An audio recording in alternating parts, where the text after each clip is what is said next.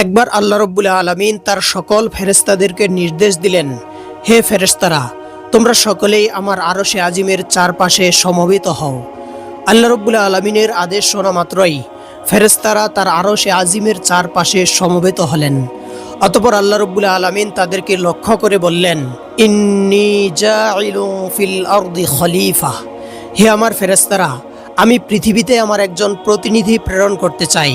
তখন ফেরেশতারা আল্লাহ রাব্বুল আলামিনের রহস্য বুঝতে না পেরে তাকে বললেন, আতাজআলু ফিহা মান ইউফসিদু ফিহা ওয়া ইয়াসফিকুদ দিমা ওয়া নাহনু নুসাব্বিহু বিহামদিকা ওয়া নুকদ্দিসু লাক। হে আমাদের প্রতিপালক, আপনি কি পৃথিবীতে এমন এক জাতির সৃষ্টি করতে চান যারা সেখানে রক্তপাত ঘটাবে এবং ফিতনা ফাসাদ সৃষ্টি করবে?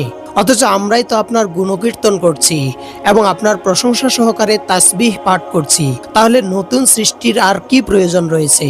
তখন আল্লাহ রাব্বুল আলামিন তাদেরকে বললেন, ইন্নী আ'লামু মা লা তা'লামুন। আমি যা জানি তোমরা তা জানো না। আমি তোমাদের কাছে কোনো পরামর্শ চাই না, বরং আমি যে পৃথিবীতে একজন প্রতিনিধি প্রেরণ করছি এই বিষয়টা তোমাদেরকে জানিয়ে দেওয়ার জন্যই ডেকেছি। আল্লাহ রাব্বুল আলামিনের এই কথা শুনে ফেরেশতারা নিজেদের ভুল বুঝতে পারল। এরপর তারা আল্লাহ রাব্বুল আলামিনের দরবারে ক্ষমা প্রার্থনা করে বলল, হে আমাদের রব, আপনার জ্ঞান অসীম আর আমাদের জ্ঞান সীমিত। অতএব আমরা আমাদের সীমিত জ্ঞানের উপর ভর করে আপনাকে যা বলেছি এর জন্য আমরা আপনার কাছে ক্ষমা প্রার্থনা করছি। এরপর আল্লাহ রাব্বুল আলামিন তার মহান চারজন ফেরেশতাকে ডেকে পাঠালেন। সে সকল ফেরেশতা ছিলেন হযরত জিবরাইল, হযরত মিকাইল, হযরত ইসরাফিল এবং হযরত আজরাইল।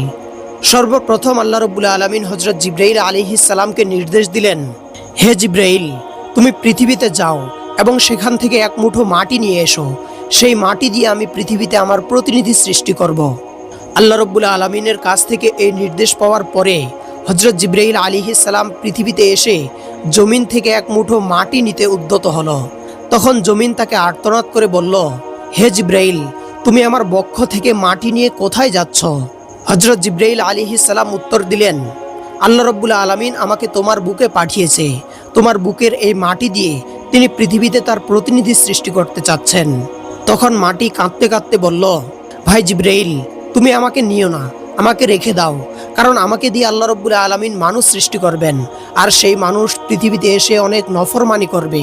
এরপরে সেই নফরমানির কারণে আল্লাহ রাব্বুল আলামিন তাদেরকে জাহান্নামের আগুনে পুরাবেন। আমি যদি তাদের শরীরে থাকি আমাকেও তাদের সাথে জাহান্নামের আগুনে পুড়তে হবে। আর আমি মাটি বলছি, আল্লাহ রাব্বুল আলামিনের জাহান্নামের আগুন সহ্য করার মতো ক্ষমতা আমার নেই। অতএব হে ভাই জিবরাইল, তুমি আমাকে রেখে দাও। মাটির এই আর্তনাদ শুনে হযরত জিবরাইল আলাইহিস সালামের মনে অনেক দয়া হলো। সে আর মাটি নিতে পারল না।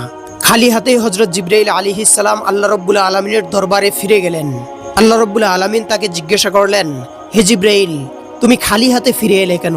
তখন হযরত জিবরাইল আলাইহিস সালাম বললেন, হে রব্বুল আলামিন, আমি মাটি নিতে গেলে সে এমন ভাবে কাকুতি মিনতি জানালো যে আমি আর মাটি নিতে সক্ষম হইনি এবং খালি হাতেই তোমার দরবারে ফিরে এসেছি। এরপর আল্লাহ রাব্বুল আলামিন হযরত মিকাইল আলাইহিস সালামকেও একই নির্দেশ দিয়ে প্রেরণ করলেন। হযরত মিকাইল আলাইহিস সালাম যখন জমিনের বক্ষ থেকে এক মুষ্টি মাটি নেওয়ার জন্য উদ্যত হলেন, তখন মাটি তাকে বললেন, হে মিকাইল, তুমি আমার বক্ষ থেকে মাটি নিয়ে কোথায় যাচ্ছ? তখন হযরত মিকাইল আলাইহিস সালাম বললেন, আল্লাহ রাব্বুল আলামিন আমাকে পাঠিয়েছেন, তিনি এই মাটি দিয়ে পৃথিবীতে তার খলিফা সৃষ্টি করবেন। তখন মাটি বলল, ভাই মিকাইল, আল্লাহ রাব্বুল আলামিন পৃথিবীতে মানব সৃষ্টি করবেন আর সেই মানব পৃথিবীতে এসে অনেক পাপাচারে লিপ্ত হবে। সেই পাপের কারণে আল্লাহ রাব্বুল আলামিন তাদেরকে জাহান্নামের কঠিন অগ্নিতে প্রজ্বলিত করবেন। আমি মাটি যদি তাদের দেহে থাকি মানুষের সাথে আমাকেও জ্বলতে হবে, কিন্তু আমি মাটির এত ক্ষমতা নেই যে আল্লাহ রাব্বুল আলামিনের জাহান্নামের সেই কঠিন অগ্নি সহ্য করব। ভাই মিকাইল, তোমার কাছে হাত জোর করে অনুরোধ করছি, আমার বক্ষ থেকে তুমি মাটি নিও না। মাটির এই কাকুতি মিনতি শুনে হযরত মিকাইল আলাইহিস সালাম আল্লাহ রাব্বুল আলামিনের দরবারে ফিরে গেলেন। অতঃপর আল্লাহ রাব্বুল আলামিন হযরত ইসরাফিল আলাইহিস সালামকে একই নির্দেশ দিয়ে প্রেরণ করলেন। ইসরাফিল আলাইহিস সালাম পৃথিবীতে এসে যখন মাটি নিতে উদ্যত হলেন, হযরত জিবরাইল ও মিকাইলের মতো মাটি তাকেও কাকুতি মিনতি করে অনুরোধ জানালো। এর ফলে হযরত ইসরাফিলও আর মাটি নিতে সক্ষম হল না। পরিশেষে আল্লাহ রাব্বুল আলামিন হযরত আজরাইল আলাইহিস সালামকে প্রেরণ করলেন। আজরাইল আলাইহিস সালাম পৃথিবীতে এসে যখন মাটির বক্ষ থেকে এক মুষ্টি মাটি নেওয়ার জন্য উদ্যত হলেন, তখন মাটি তাকে একই কথা বলে কাকুতি মিনতি করে অনুরোধ করল, কিন্তু এর জবাবে হযরত আজরাইল আলাইহিস সালাম বললেন, ওহে মাটি, তুমি যতই কাকুতি মিনতি করো না কেন, আল্লাহ রাব্বুল আলামিন আমাকে হুকুম দিয়েছে, অতএব এই হুকুম আমি অমান্য করতে পারবো না। এই বলে হযরত আজরাইল আলাইহিস সালাম পরম পরাক্রমের সাথে মাটির বক্ষ থেকে এক মুষ্টি মাটি খামচি দিয়ে নিয়ে চলে গেল। আল্লাহ রাব্বুল আলামিন হযরত আজরাইল আলাইহিস সালামের এই কাজে অত্যন্ত সন্তুষ্ট হলেন এবং তিনি তাকে বললেন, হে আজরাইল, তুমি যেহেতু অত্যন্ত পরাক্রমের সাথে আমার হুকুম পালন করতে সক্ষম হয়েছ এবং মাটির প্রতি কোনো দয়া দেখাওনি, এ কারণে আমি তোমাকে একটি বিশেষ দায়িত্ব দিচ্ছি। আর তোমার সেই দায়িত্ব হলো, তুমি সকল পৃথিবীর যত মাখলুক আছে সকলের রূহ কবজ করবে। তখন আজরাইল আলাইহিস সালাম বললেন, হে রব্বুল আলামিন, আপনি আমাকে এমন একটি দায়িত্ব দিলেন যার কারণে কিয়ামত পর্যন্ত মানুষ আমাকে দোষারোপ করবে। যদি পৃথিবীতে কোনো মানুষের আপনজন মারা যায়, তখন তারা আমাকে গালি দিতে দিতে বলবে, আজরাইল আমার প্রিয়জনের জান হরণ করেছে। হযরত আজরাইল আলাইহিস সালামের এই কথার উত্তরে আল্লাহ রাব্বুল আলামিন বললেন, হে আজরাইল, তুমি কোনো চিন্তা করো না, মানুষ যাতে তোমার উপর কোনো দোষারোপ করতে না পারে আমি সেই ব্যবস্থা করে রাখব। আমি প্রতিটি মানুষের মৃত্যুর পূর্বে মৃত্যুর একটি কারণ জুড়ে দিব। হয়তো কেউ বার্ধক্যের কারণে মারা যাবে, অথবা কেউ অ্যাক্সিডেন্টের কারণে মারা যাবে, অথবা অন্য কোনো কারণে মারা যাবে। তখন মানুষ সেই কারণটিকেই দোষ দিবে, আর কেউ তোমাকে দোষারোপ করবে না। আল্লাহ রাব্বুল আলামিনের এই কথায় হযরত জিবরাইল আলাইহিস সালাম অত্যন্ত আশ্বস্ত হলেন এবং তখন থেকে কিয়ামত পর্যন্ত পৃথিবীর সকল মাখলুকদের জান কবজ করার দায়িত্ব হযরত আজরাইল আলাইহিস সালামই গ্রহণ করলেন। এরপর ফেরেশতারা আল্লাহ রাব্বুল আলামিনের আদেশে মক্কার নিকটবর্তী এক পাহাড়ের উপর সেই মাটি রেখে দিলেন। সেই মাটি বৃষ্টিতে ভিজল, রোদে শুকালো। এভাবে কয়েক বছর অতিবাহিত হওয়ার পর আল্লাহ রাব্বুল আলামিনের কুদরতি কারিশমায় হযরত আদম আলাইহিস সালামের দেহের আকৃতি গঠিত হলো। এরপর আল্লাহ রাব্বুল আলামিন ফেরেশতাদেরকে হযরত আদম আলাইহিস সালামের সেই দেহটিকে বেহেশতে নিয়ে যাওয়ার জন্য আদেশ দিলেন। ফেরেশতারা আল্লাহ রাব্বুল আলামিনের আদেশ মতো আদম আলাইহিস সালামের দেহটিকে বেহেশতে নিয়ে আসলেন। বেহেশতে পৌঁছার পরে দীর্ঘদিন সেই আত্মাটি প্রাণহীন অবস্থাতেই পড়ে রইল।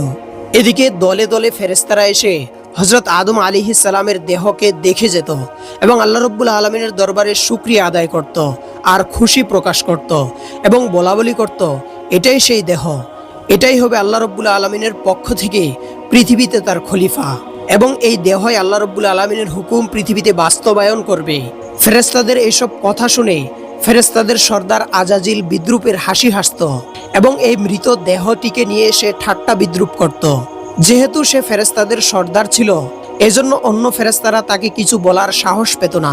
এরপর আল্লাহ রাব্বুল আলামিন ফেরেশতাদের মধ্য থেকে হযরত জিবরাইল, হযরত মিকাইল, হযরত ইসরাফিল ও হযরত আজরাইল আলাইহিস সালামকে আদেশ করলেন, হে আমার ফেরেশতারা, তোমরা আরশে আজিমে যাও এবং সেখান থেকে আদমের রূহকে এনে তার শরীরের মধ্যে ঢুকিয়ে দাও।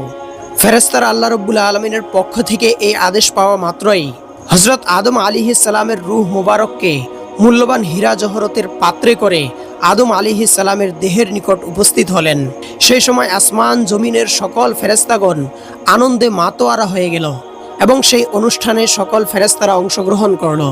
কিন্তু আজাজিল তথা ইবলিস সেই কাজে সন্তুষ্ট ছিল না।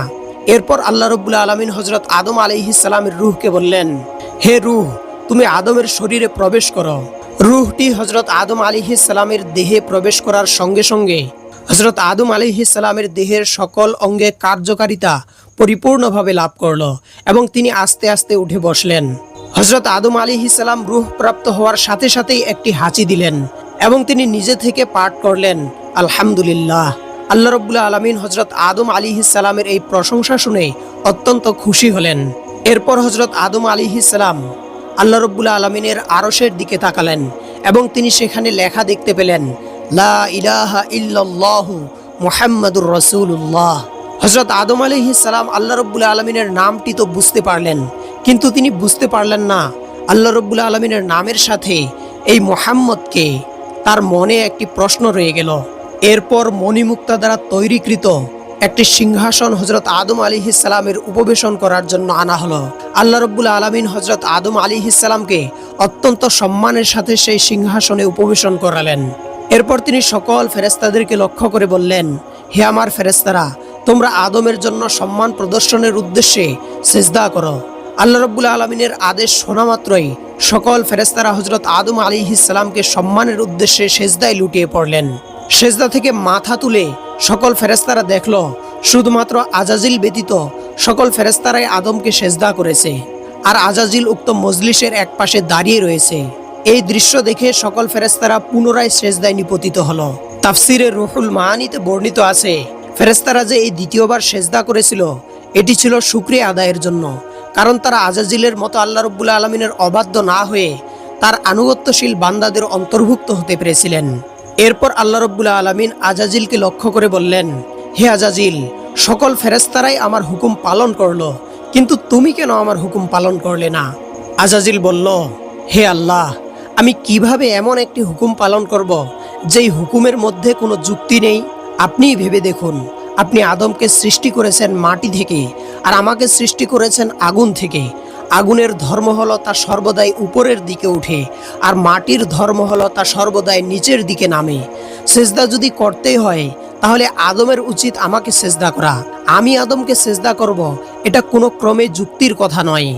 যখন আজাজিল আল্লাহ রাব্বুল আলামিনকে এভাবে যুক্তি দেখালো, আল্লাহ রাব্বুল আলামিন রাগান্বিত হয়ে তাকে লক্ষ্য করে বললেন, হে নফরমান, আজ থেকে তুই ইবলিস শয়তানে পরিণত হলি। আমার কাছে কোনো যুক্তি চলে না। আমি তোমাকে যেই আদেশ দিয়েছিলাম তোমার উচিত ছিল আমার আদেশ মান্য করা, কিন্তু তুমি আমার আদেশ মান্য না করে আমাকে উল্টো যুক্তি দেখাচ্ছ। এটা তোমার শয়তান হওয়ার সবচাইতে বড় প্রমাণ। তখন থেকেই আজাজিল ইবলিস শয়তানে পরিণত হয়ে গেল এবং সে মানব জাতির চিরশত্রুতে পরিণত হলো। আল্লাহ রাব্বুল আলামিন তাকে অভিশপ্ত করলেন এবং চিরদিনের জন্য তাকে জান্নাত থেকে বিতাড়িত করলেন। যখন আল্লাহ রাব্বুল আলামিন আজাজিলকে ইবলিস শয়তানে পরিণত করলেন এবং চিরদিনের জন্য তাকে জান্নাত থেকে বিতাড়িত করলেন, ইবলিস তখন বলে উঠল, হে মেহেরবান, হে দয়াময় খোদা, আমি 6 লক্ষ বছর যাবৎ আপনার ইবাদত বন্দেগী করেছি। আসমান এবং জমিনের এমন 1 ইঞ্চি জায়গাও বাকি নেই যেখানে আমার সেজদার দাগ পড়েনি। আমি দীর্ঘদিন ধরে বিভিন্ন ফেরেশতাদেরকে প্রশিক্ষণ দিয়েছি। এখন আপনি আমার একটি ভুলের জন্য সেই 6 লক্ষ বছরের ইবাদত কি ধুলোর সাথে মিশিয়ে দিবেন? আল্লাহ রাব্বুল আলামিন তখন তাকে বললেন, হে ইবলিস, বল, এই 6 লক্ষ বছরের ইবাদতের বিনিময়ে তুই আমার কাছে কি চাস? আজ তুই আমার কাছে যা চাইবি আমি তার সবগুলোই তোকে দান করব। হে রব্বুল আলামিন, আমি আপনার কাছে কয়েকটি জিনিস চাচ্ছি। আল্লাহ রাব্বুল আলামিন বললেন, তোমার যা ইচ্ছা চাও, আমি তোমার ফরিয়াদ কবুল করব। তাফসির কারকগণ বলেন, ইবলিস যদি এখানে আল্লাহ রাব্বুল আলামিনের কাছে নিজের জন্য ক্ষমা ভিক্ষা করতেন, আল্লাহ রাব্বুল আলামিন তাকে ক্ষমা করে দিতেন। কিন্তু সে মানব জাতির শত্রুতায় এতটাই অন্ধ হয়ে গিয়েছিল যে সে নিজের জন্য ক্ষমা ভিক্ষা না করে আল্লাহ রাব্বুল আলামিনের কাছে চাইল, হে রব্বুল আলামিন, আপনি আমাকে কিয়ামত পর্যন্ত হায়াত প্রদান করুন। আল্লাহ রাব্বুল আলামিন বললেন, ঠিক আছে, আমি কিয়ামত পর্যন্ত তোকে হায়াত দিয়ে দিলাম। ইবলিস আবার বলল, হে রব্বুল আলামিন, যেই বনি আদমের কারণে আমি জান্নাত থেকে বিতাড়িত হলাম, আপনি আমাকে এমন শক্তি দিন যাতে আমি বনি আদমের শিরায় শিরায় গমন করতে পারি এবং তাদেরকে ধোঁকা দিতে পারি। আল্লাহ রাব্বুল আলামিন বললেন, যাও, তোমাকে সেই শক্তিও প্রদান করা হলো। এরপর ইবলিস খুশি হয়ে বলল, হে পরওয়ারদিগার, আপনি আমাকে এমন শক্তি দিলেন যেই শক্তির বলে আমি একজন বনি আদমকেও জান্নাতে প্রবেশ করতে দিব না। আমি তাদেরকে সামনে থেকে ধোঁকা দিব, পিছন থেকে ধোঁকা দিব, ডান দিক থেকে ধোঁকা দিব এবং বাম দিক থেকে ধোঁকা দিব, আর তাদের সকলকে জাহান্নামী করে ছাড়ব। তখন আল্লাহ রাব্বুল আলামিন বললেন, শুনে রাখো হে শয়তান, তুমি যদি আদম সন্তানকে ডান দিক থেকে ধোঁকা দাও, বাম দিক থেকে ধোঁকা দাও, সামনে থেকে ধোঁকা দাও, পিছন থেকে ধোঁকা দাও, আর আমি আল্লাহ উপর থেকে তাদের উপর রহমত বর্ষণ করব। কোন আদম সন্তান যদি হাজার ও লক্ষ কোটি গুনাহ করে এবং অনুতপ্ত হয়ে আমার কাছে ক্ষমা প্রার্থনা করে, আমি আল্লাহ সঙ্গে সঙ্গে তাদের সকল গুনাহগুলি ক্ষমা করে দিব। আর তুমি জেনে রাখো, যারা আমার মুত্তাকি বান্দা হবেন, তুমি তাদের কোনো ক্ষতি করতে পারবে না। আল্লাহ রাব্বুল আলামিনের সাথে এইসব কথাবার্তা শেষ হওয়ার পরে ইবলিস শয়তানকে জান্নাত থেকে বের করে দেওয়া হলো।